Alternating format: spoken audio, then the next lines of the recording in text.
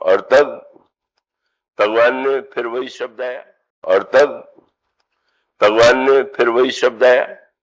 भगवान राम ने जब यह दृश्य देखा तो गोस्वामी जी तुरंत कहते हैं कि भगवान श्री राम जब देखते हैं कि ये मां की दशा हो गई, तो उस समय भगवान श्री राम खरारी के रूप में कौतुक करते हैं। कौतुक की कृपाल खरारी, बार बार वही खरारी शब्द लौट लौट के आता है।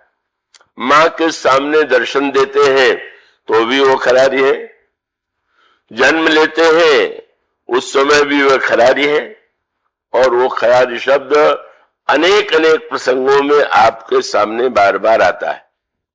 यहां पर जब भगवान राम अयोध्यावासियों से मिलते हैं तो भी वो खरारी ही है। तो ये भगवान को खरारी कहने के पीछे गोस्वामी जी का क्या उद्देश्य? मैं आशा करता हूं कि आप पूरे मनोयोग से गोस्वामी जी की जो विलक्षण दार्शनिक दृष्टि है उसका आप आनंद लेंगे। खराज शब्द के पीछे भगवान श्री राघवेंद्र लंका में मेघनाद ने युद्ध किया, मेघनाद के नागपास में बंध गए तो गोस्वामी जी कहते हैं नारद जी ने कहा गरुड़ से कि भगवान बंधन में बंधे हुए हैं, आप जाकर के मुक्त कर दीजिए। जाके देखा कौन बंधे हुए, बोले ब्याल पास बस भय खरारी। खरारी नाग पास में बंधे हुए हैं। जामवान जी और सारे बंदर समुद्र के किनारे एकत्र थे, कौन पार करेगा? सबने अपने अपने बल का वर्णन किया, और बल का वर्णन करने के बाद जामवान की ओर भी दृष्टि गई तो जामवान जी बूढ़े थे, उन्होंने कहा अबे मेरी आज तो वो स्थिति नहीं है, पर मैं अपना पुराना इतिहास सुनाता हूं कि जिस समय भगवान ने वामन रूप ग्रहण किया, तो वामन रूप तो भगवान ने सतयुग में ग्रहण किया। जामवान जी उस युग में भी थे, वो ठीक है, लेकिन इस समय वो नाम बड़ा विचित्र लेते हैं। बोले जब ही त्रिविक्रम भयउ खरारी, तब मैं तरुण रहा बल भारी। जब खरारी बामन बने और विराट बने तब मैं युवा था। इस खरारी शब्द का जो प्रयोग है वो केवल किसी कविता में जोड़ने के लिए नहीं कि चाहे ये शब्द जोड़ता है तो जोड़ दे। वो स्वामी इसके द्वारा जो कह रहे हैं उस पर गहराई से विचार कीजिए। खर का प्रसंग क्या है? शूर्पणखा के नाक कान कटने के बाद वो जाती है अपने भाइयों के पास। खर दूषण तिसरा जो 14,000 वहां राक्षस दंडक वन में रहते हैं, और अपने मां के अपमान से क्रोध में, अपनी बहन के अपमान की बात सुन करके क्रोध में भर जाते हैं, और वो दंड देने के लिए 14,000 सेना लेकर चलते। धूल उड़ रही थी, भगवान श्री राम ने देखा। भगवान राम ने लक्ष्मण से कहा लक्ष्मण तुम जानकी जी को लेकर के किसी गिरिकंदरा में चले जाओ, तुम वहां पर इनकी रक्षा करना, तुम सावधान रहना और मैं देखता हूं इन्हें। वो स्वामी जी ने कहा, प्रभु ने कहा कि ले जानकी जाओ गिरिकंदर, आवा निश्चर कटक भयंकर, रहो सरग सुनि प्रभु की बानी, चले सहित श्री सर धनु पानी। सेना आ गई। सेना आती है और वो सेना श्री राम को देखते ही स्तब्ध हो जाती है। सबका शस्त्र शिथिल हो जाता है, हाथ उठ नहीं रहा है। सेना क्यों नहीं आक्रमण कर रही? खरदूषण ने, त्रिशिरा ने आकर के जब खर ने श्री राम को देखा तो चकित हो गया।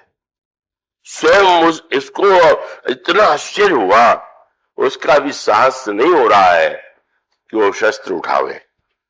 श्री राम की सुंदरता पर मुग्ध हो गए 14,000 राक्षस, 14,000 सैनिक। शूर्पणखा भी श्री राम की सुंदरता पर पहले मोहित हुई थी, लेकिन वो मोहित तब हुई थी जब उसने देखा था। नाक कान कटने के बाद तो मोहित होने का प्रश्न ही नहीं था। लेकिन ये तो कटने, जिन्होंने बहन की नाक कान काट लिया है, उस अपमान के प्रतिशोध के लिए जो आए हुए हैं, का उनके सामने का भगवान श्री राम का जिस समय सामने है, उनको देख करके गोस्वामी थकित भई रजनी धारी मंत्री को बुलाया खर ने और कहा कि हम लोगों ने कितने युद्ध लड़े, सुंदर से सुंदर व्यक्तियों को मारने में कभी हमारे हृदय में दया का संचार नहीं हुआ, पर आज हम कह सकते हैं कि हम भरी जन्म सुनो सब भाई, देखी नहीं अस सुंदरताई। ऐसी सुंदरता हमने नहीं देखा। तब यद्यपि भगिनी कीन कुरूपा, वध लायक नहीं पुरुष अनुपा। भले ही इन्होंने हमारी बहन को विरूप कर दिया है, पर वध के योग्य नहीं। वही प्रश्न है, जिसकी ऐसी भाषा हो वो भक्त है कि नहीं। शूर्पणखा भी इसके पहले श्री राम से कह चुकी थी कि तुम सम पुरुष, तुम्हारे समान कोई सुंदर नहीं। ये 14,000 राक्षस भी कहते ऐसी सुंदरता हमने नहीं देखी। पर ये भक्त माने जाए कि नहीं माने जाए। साधारण दृष्टि से तो कोई कहेगा बड़ी ऊंची भावना, बड़े भक्त है, पर गोस्वामी जी जो बात बताना चाहते हैं वो बड़े महत्व की है। भगवान श्री राम ने एक, गोस्वामी जी कहते हैं, देवता घबरा रहे हैं देख करके कि लो एक लक्ष्मण थे उनको भी दूर भेज दिया, अकेले खड़े हैं और चिंता ही हो रही कि सुर मुनि, तो सब देवता विचार करते हैं क्या सुर डरत 14 सास प्रेत विलोक एक अवध धनी। एक राम अकेले और 14,000 प्रेत कैसे लड़ेंगे। देवताओं का स्वभाव भी देखने योग्य। अरे इतनी चिंता है तो 14,000 इधर भी खड़े हो जाते आज के। बोले सहानुभूति है पर लड़ना उड़ना अपना काम नहीं है। तो हम चाहते तो है कि जीतने पर कैसी लड़ाई चल रही है, बड़ा अन्याय हो रहा है। और तब प्रभु ने खेल किया। कथा ये आती है कि 14,000 राक्षसों ने जब तपस्या किया और ब्रह्मा वरदान देने आए तो ब्रह्मा ने पूछा क्या चाहते। महाराज हम तो अमर होना चाहते हैं। असुर सर्वदा शरीर के अमरता की चिंता उसको रहा करती। तो उस समय ब्रह्मा ने कहा कि वो तो मृत्युलोक में जो आया है उसकी मृत्यु अनिवार्य है, इसको छोड़ करके और कुछ मांगो। और तब खर ने कहा कि अच्छा अगर हम मरे तो आपस में मरे, कोई दूसरे के हाथ से न मरे।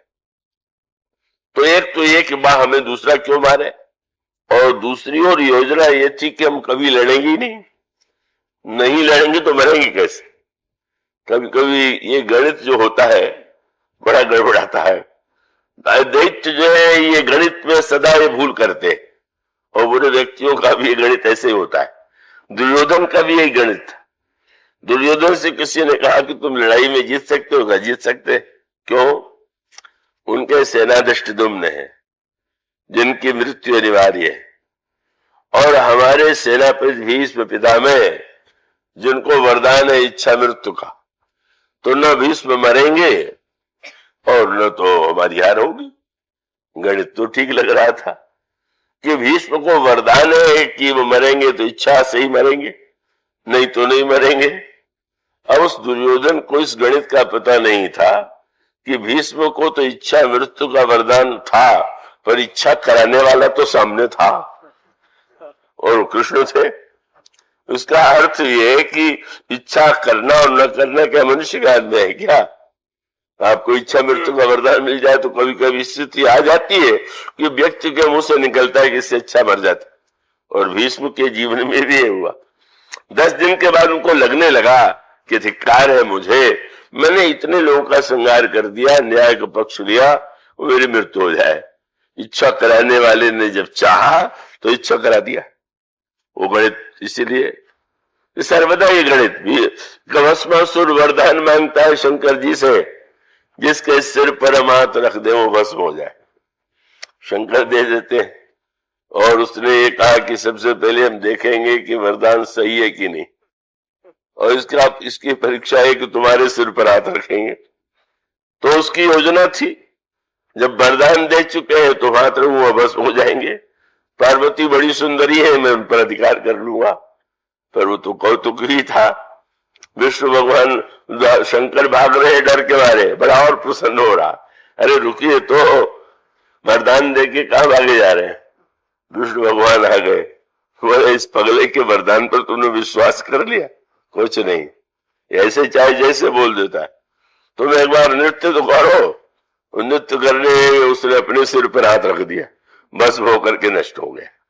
मानो वो योजना जो बनाते हैं आसुरी वृत्ति वाले, चाहे वो किसी नाम वाले हो, को अंत में मृत्यु तो अनिवार्य ही है। तो इस दृष्टि से ये जो योजना थी कि हम न लड़ेंगे न तो मरेंगे, अब क्या हो, वो समझने का सुर मुनि सभय प्रभु देख माया नाथ अति कौतुक कियो। प्रभु ने बड़ा अनोखा खेल कर दिया, रूप दे दिया। आश्चर्य, भगवान श्री राम ने सबको राम बना दिया, सब राम बन गए। किसी ने प्रभु से पूछा, महाराज आपने इन सारे राक्षसों को राम बना दिया, अपना रूप दे दिया? बड़े भयावने थे। भगवान ने हंस करके कहा कि ये मेरे रूप के बड़े प्रशंसक थे, कि ऐसी सुंदरता मैंने देखी नहीं। तो चलो भाई, मेरे रूप के प्रशंसक हो तो मैं तुम्हें अपना रूप दे देता हूं। पर बड़े महत्व का सूत्र है। बार बार शास्त्रों ने कहा सारे संसार में भगवान है, सब में श्री राम ही है, राम का श्री राम में सब जग जानी। तो फिर अगर सब में राम है, सब राम है, तो ये लड़ाई क्यों हो रही, झगड़े क्यों हो रहे, बात बात में एक दूसरे को मिटाने की वृत्ति क्यों है? और इसका उत्तर इस प्रसंग में दिया गया। जब 14,000 राम हो गए तो फिर इससे बढ़ के जीवन का और क्या लक्ष्य होगा? भगवान की जो 4 प्रकार की मुक्ति है, उन 4 मुक्ति में सालोक्य, सामीप्य, सारूप्य और सायुज्य।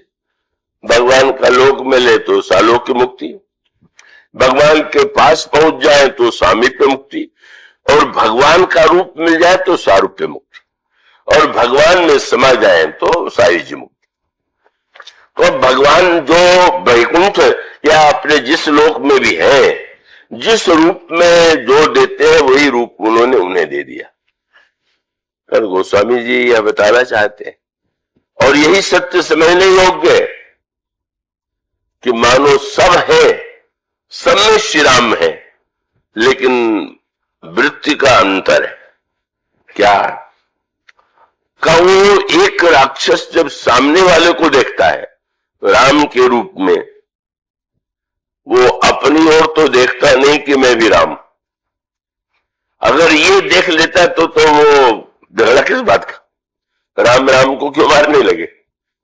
लेकिन सूत्र ये है कि उनके हृदय में जो खर वृत्ति है, कठोर वृत्ति है, द्वेष वृत्ति है, उनके हृदय में भावना ही है कि राम मेरा शत्रु है। क्योंकि उसके पहले यह बात आती है कि जब उन्होंने कहा कि बहुत सुंदर है, मारने योग्य नहीं है, तो लगा बड़े भक्त है। पर हृदय में कलुष कितना था। सूर्पणखा से सुन चुके थे इनकी पत्नी तो इतनी सुंदरी है कि विश्व ब्रह्मांड में वैसे सुंदरी नहीं। और तब खरवृत ने अपने मंत्री को भेजा था, जा करके कह दो कि हम उनका वध नहीं करना चाहते, पर एक प्रस्ताव है समझौते का। क्या? बोले देहि तुरत निज नारी दुराई, और जीवत भवन जाहि दो भाई। वो पत्नी को जो छुपा रखा हुआ हमें दे दे, हम संतुष्ट हो जाएंगे। कितनी वासना की दृष्टि है। बहन की नाक कट गई तो कोई चिंता नहीं, पर इतनी सुंदरी अगर प्राप्त हो जाती है तो बस ठीक। वासना और कलुष का है वाक्य, पर उन्होंने सुना, हंसने लगे। बोले तुम तो जानते हुए जाकर के कह दो अपने स्वामी से कि हम तो क्षत्रिय है और शिकार करना हम लोगों का कर्तव्य है। तो शिकार करने के लिए हम साधारण मृगों को तो मारते नहीं, तुमसे खल मृग खोजत फिर ही, वो तो तुम जैसे दुष्ट मृगों के लिए ही ये धनुष बाण है। क्रोध में भर गए। अभी जिनकी प्रशंसा कर रहे थे, अभी जिनके लिए कह रहे थे कि वध करने योग्य भी नहीं है, पर वासना की पूर्ति नहीं हुई, शत्रु भाव आ गया, क्रोध आ गया, मार डालो। उसका अभिप्राय यह है कि जिन लोगों के अंतःकरण में राग और द्वेष, किसी के प्रति आकृष्ट हुए तो बहुत बहुत सुंदर, बहुत अच्छा, सबसे अच्छा, और अगर हमारी इच्छा पूरी नहीं हुई, हमारी वासना पूरी नहीं हुई तो उतने विरोध। यही संसार में राग और द्वेष का स्वभाव। मानो इसका अर्थ यह है कि शूर्पणखा की तरह श्री राम को सुंदर मानना, वासना की उस दृष्टि से वासना युक्त प्राणी को तो जाने कितने स्थानों में, व्यक्तियों में सुंदरता दिखाई देती है। इसीलिए जब जनकपुर के दूत अयोध्या में गए थे तो महाराज श्री दशरथ ने पूछ लिया कि क्या आप लोग पत्र लेके चले आए कि मेरे पुत्रों को आपने अपनी आंखों से देखा, और इतना ही नहीं अपनी आंखों से भी देखा तो अच्छी तरह देखा कि नहीं। तो भाई तुलसीदास जी के पढ़ लीजिए, वो कहते हैं तुम नीके भैया कहो कुशल दो बारे, तुम नीके निज नयन निहारे। तुमने अच्छी तरह से नीकी प्रकार से हमारे पुत्रों को देखा। दूतों ने इसका उत्तर दिया, हाँ महाराज, अपनी आंखों से देखा, अच्छी तरह से देखा। क्या कैसे हम माने कि देखा? और इतना सुंदर उत्तर दिया जो श्री राम को की सुंदरता को देखने के बाद जो उत्तर हो सकता था। उन्होंने कहा महाराज आपके पुत्रों को अपनी आंखों से अच्छी तरह से देखने का एक ही परिणाम हुआ। क्या? बोले जब से उनको देखा दिखाई देने बंद हो गया। उन्होंने शब्द यही कहा कि महाराज देव देख तो बालक दोऊ और अवन आंख तर आवत को। मानो सूत्र ये है कि जिसको भगवान की सुंदरता दिखाई देने लगेगी उसको कहीं सुंदरता दिखाई नहीं देगी। सुंदरता अन्यत्र दिखाई देती है और हम कहें कि हम भगवान की सुंदरता देख रहे हैं तो सही नहीं। वह वासना की सुंदरता होती है। जब वासना होती है तो न जाने कितने लोग सुंदर प्रतीत होते हैं। यह वासना और कलुष भरी दृष्टि शूर्पणखा को सुंदर बताती है। और सुंदर बताने के बाद जब श्री राम ने कह दिया ये मेरा तो संकेत किया विवाह हुआ है, मेरा छोटा भाई कुमार है, अभी कह रही थी कि तुम्हारे समान कोई सुंदर नहीं, पर इतना सुनते चली गई। और जब लक्ष्मण जी ने कुछ व्यंग किया और बार बार इधर भेजी गई तो क्रोध आ गया। बोले किस यान राम पर गई रूप भयंकर प्रकट दबाई। वासना के द्वारा या राग के द्वारा जब कहीं गुण या सौंदर्य दिखाई देता है तो क्षणिक होता है। जब भगवान का सौंदर्य, भगवान का गुण दिखाई दे तो उसकी एक ही कसौटी है, राम प्रिय लगने लगे कसौटी, राम का रूप प्रिय लगने लगा कसौटी। गोस्वामी जी कहते हैं जो मुहि राम लागते मीठे तो सटरस नौ रस अनरस सब हो जाते अति सीठे। भगवान को भोग लगा पर सडरस की वृत्ति है कि प्रसाद की वृत्ति है। प्रसाद बैठता है। कई बार लोग कहते हैं आज तो प्रसाद बड़ा स्वादिष्ट बना हुआ। तो ये प्रसाद आप लेने गए थे क्या? प्रसाद रस लेने नहीं गए थे, सडरस लेने गए थे। हलवा बना है तो बड़ा स्वादिष्ट प्रसाद हो गया, और चना हो जाए तो बोले आज तो थोड़ा फीका ही था। और हमारे एक संत थे रघु जी महाराज गोरखपुर में, वो तो भगवान श्री राम के आराधक थे और वो भाव में श्री राम से निरंतर बात करते रहते थे। तो बताते थे कि आज मेरे राम ये भोजन प्रसाद लेंगे। तो भक्त बहुत संख्या में प्रसाद के लिए आते थे। समस्या तब आती थी कि जब वो कहते थे कि आज तो मेरे रामलीला कह रहे हैं कि हम करेला लेंगे। अब करेले का भोग लगा दिया गया और जब उसको बांटने लगे तो जितने भक्त थे कहते प्रसाद का तो एक कण ही बहुत है, लीजिए। हलवा है तो बहुत नहीं है, और अगर वो हो गया तो वो तो एक कड़ी बहुत है, और उसको भी लेके किसी ने सिर पर लगा लिया, बोले बस वो तो सिर पर धारे प्रसाद को कर लिया। तो वो प्रसाद वृत्ति नहीं है, वो स्वाद वृत्ति है। तो प्रसाद और स्वाद वृत्ति मिलती जुलती है और उसमें भेद करना बड़ा कठिन है। वहां बम्बई में कथा होती है तो प्रसाद वितरण भी नित्य और उसमें भी बहुत विचित्र दृश्य होता था।